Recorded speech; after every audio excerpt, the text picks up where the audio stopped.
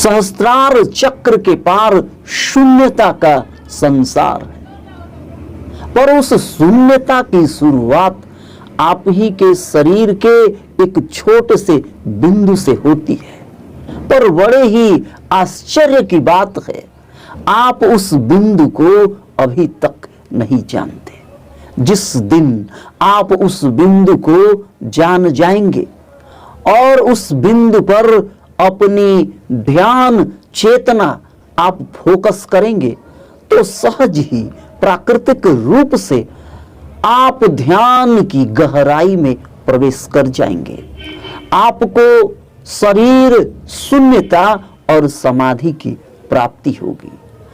आप निर्विकल्प निर्विचार समाधि में सहज ही प्रवेश कर जाएंगे। तो आपके शरीर में वह बिंदु कहाँ है और उस बिंदु से आपकी कुंडलिनी शक्ति और प्राण शक्ति का क्या संबंध है?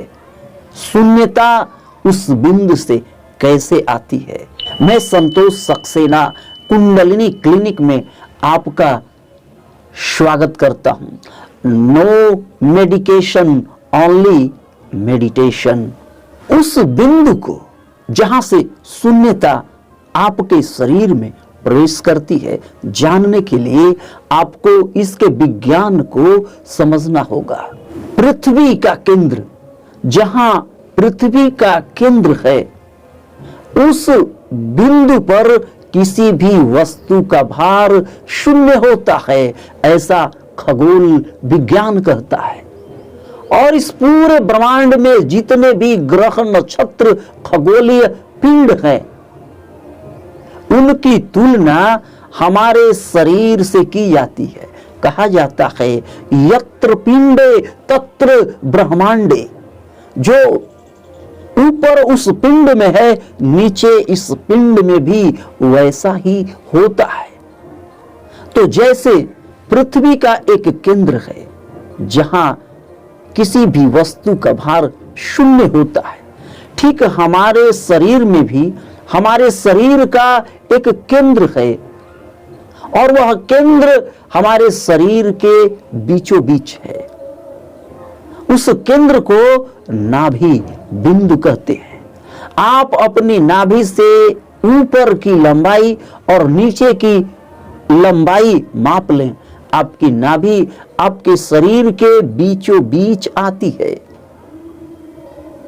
यदि आप अपने नाभि बिंदु पर अपनी चेतना को फोकस करते हैं, तो सहज रूप से ही आप गहरे ध्यान में प्रवेश करना शुरू कर देते हैं। प्राकृतिक रूप से आपको शरीर शून्यता और समाधि की प्राप्ति होने लगती है।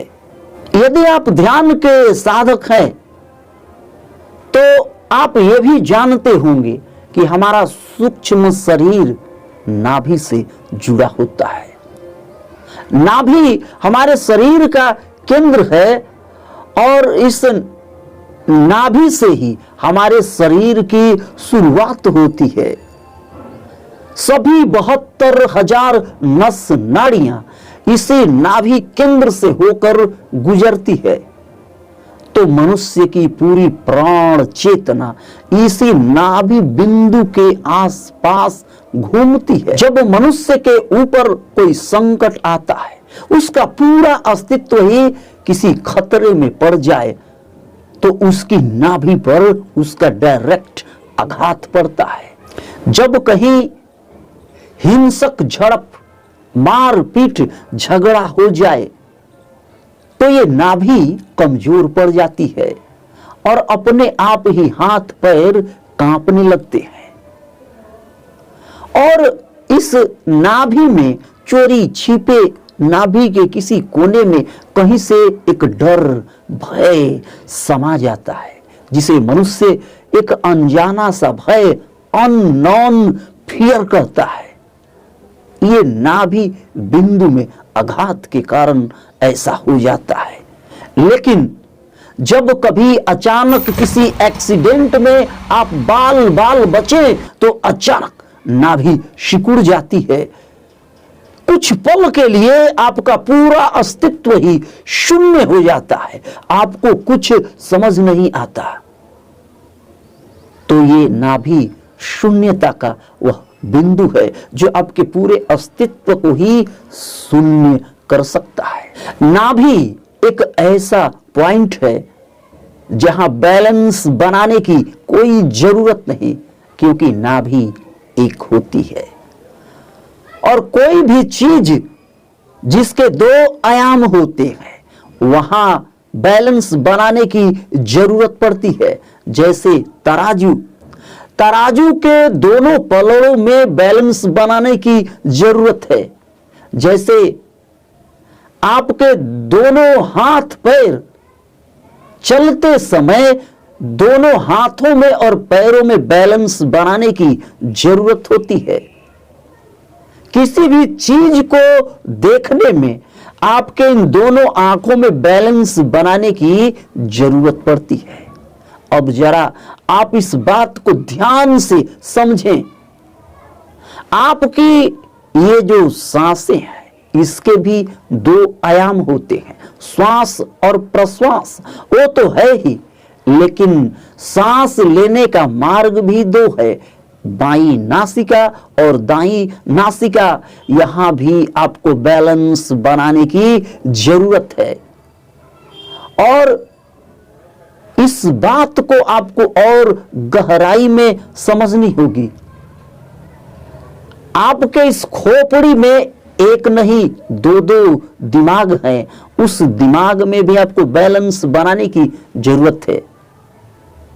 आपके दिमाग के दो भाग लेफ्ट हेमिस्फेयर और राइट हेमिस्फेयर हैं, और आपके बाएं दिमाग का संबंध आपकी दाहिनी नासिका से है और दाएं दिमाग का संबंध आपकी बाईं नासिका से है। यानी कि सांसों के माध्यम से आपको अपने दिमाग में बैलेंस बनाने की जरूरत है, लेकिन सांसों का सीधा सीधा संबंध आपकी नाभि से होता है।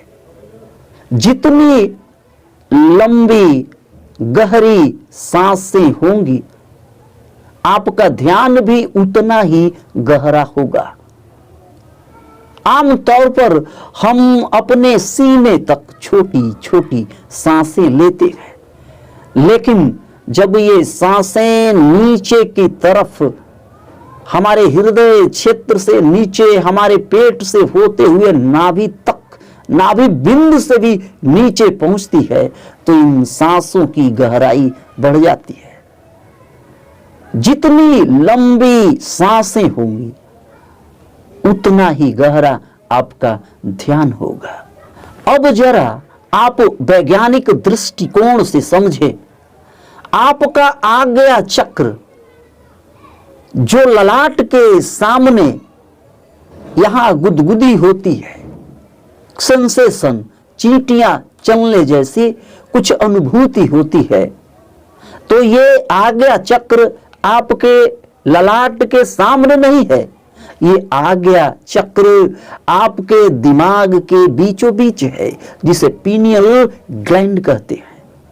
ध्यान साधना करते करते, प्राणायाम करते करते, जब इस पीनियल ग्लैंड से, जहां की एक बड़ होल होता है, वहां से कैल्शियम पिघलते पिघलते ये मार्ग पूरा खुल जाता है और आपकी चेतना आपके दिमाग के बीचों बीच पहुंचनी शुरू हो जाती है।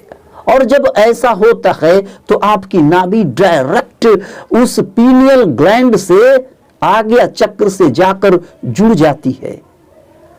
ब्रेन से आपकी नाभि का एक कनेक्शन हो जाता है और उस कनेक्शन को ब्रेन एक्सिस कनेक्शन कहते हैं। तो नाभि का सीधा सीधा जुड़ाव आपके आज्ञा चक्र से होता है। लेकिन ये सब संभव हो पाता है आपकी नाभि में जब स्पंदन शुरू हो जाए, आपकी नाभि में जब सेंसेशन होने लगे, जब हल्की हल्की गुदगुदी आपकी नाभि में होने लगे, तब आपकी नाभि सीधे सीधे आपके ब्रेन से जुड़ जाती है। तो नाभि चक्र से आज्ञा चक्र तक चेतना पहुंचने से पहले नाभि में जब स्पंदन शुरू होता है, नाभि में प्राण दौड़ने जब शुरू होते हैं, क्योंकि नाभि आपके शरीर में प्राणों का केंद्र है।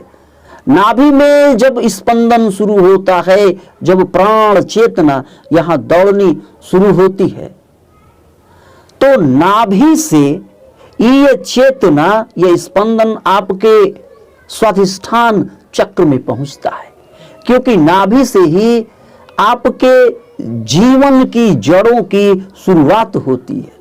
नाभि बिंदु से ये जड़ें शुरू होती हैं और इन जड़ों की गहराई बढ़ते बढ़ते आपके मूलाधार चक्र तक पहुंचती है। तो स्वाधिष्ठान चक्र में जब नाभि चक्र से स्पंदन नीचे पहुंचता है, तो साधक को उसके स्वाधिष्ठान चक्र में एक जोश और ऊर्जा की अनुभूति होने लगती है, और यहीं पर आकर कुछ साधक फंस जाते हैं। उनकी जोश की अनुभूति ये कामोत्तेजना में भी बदल जाती है। तो ध्यान करते समय साधक को ये बात बिल्कुल अपने संज्ञान में रखनी होगी कि स्वाधिष्ठान चक्र के इस सेंसेशन में कहीं वो फंस न जाए। बस जो भी सेंसेशन हो उसमें आप बने रहें, अपनी पूरी चेतना को वहीं पर आप फोकस कर दें। तो स्वाधिष्ठान चक्र से ये चेतना, ये सेंसेशन मूलाधार चक्र में पहुंचना शुरू हो जाता है। मूलाधार चक्र में जब मणिपुर चक्र से ये प्राण शक्ति पहुंचती है, तो यहां कुंडलिनी सुषुप्तावस्था में पड़ी रहती है। जैसे ये प्राण ऊर्जा कुंडलिनी के पास पहुंचती है, तो कुंडलिनी इस प्राण ऊर्जा को गति प्रदान करती है। ये प्राण ऊर्जा मूलाधार चक्र से ऊपर की ओर बहुत तेजी के साथ, तेज गति के साथ ऊपर की ओर बढ़नी शुरू होती है, क्योंकि कुंडलिनी एक लाइफ एनर्जी फोर्स है। वैसे तो कुंडलिनी हर एक मनुष्य के शरीर में है, पर यह सुषुप्तावस्था में पड़ी रहती है। सुषुप्तावस्था में पड़े रहने के बावजूद भी मनुष्य का ये जीवन चलता है, ये शरीर चलता है। लेकिन जो साधक जप तप और ध्यान करते हैं, तो वे अपने शरीर में ऊर्जा के कई आयामों की अनुभूति करने लगते हैं, क्योंकि कुंडलिनी प्राण ऊर्जा को गति प्रदान करने लगती है। जैसे गाड़ी को तेज गति से रफ्तार देने के लिए आप एक्सीलरेटर दबाते हैं, तो गाड़ी बहुत तेजी के साथ भागती है। ठीक उसी प्रकार ध्यान में ये ऊर्जा कुंडलिनी शक्ति से अपने आप ही एक्सीलरेट होने लगती है, एक त्वरण मिलता है। तो साधक जो ध्यान साधना करता है, अपने आप ही वो अपने शरीर में ऊर्जा की अनुभूति करने लगता है। वह ह्यूमन से सुपर ह्यूमन बनने की रेस में आगे बढ़ जाता है। जबकि एक साधारण मनुष्य जो ध्यान नहीं करता, उसका भी जीवन चलता रहता है, क्योंकि कुंडलिनी जैसे भी हो, सुषुप्तावस्था में भी हो, तो कुंडलिनी की उपस्थिति मात्र से यह मनुष्य का जीवन संचालित होते रहता है। लेकिन उसमें गति तभी आती है जब कुंडलिनी प्राण ऊर्जा को मूलाधार चक्र से एक्सीलरेट करती है। लेकिन ये सब कुछ जप तप और ध्यान के बिना संभव नहीं है। ध्यान में भी वैसा ध्यान जिसमें सांसों की गहराई आए। जब तक सांसों में गहराई नहीं आएगी, यह नाभि केंद्र एक्टिवेट नहीं होगा, आप ध्यान की गहराई में प्रवेश नहीं कर पाएंगे।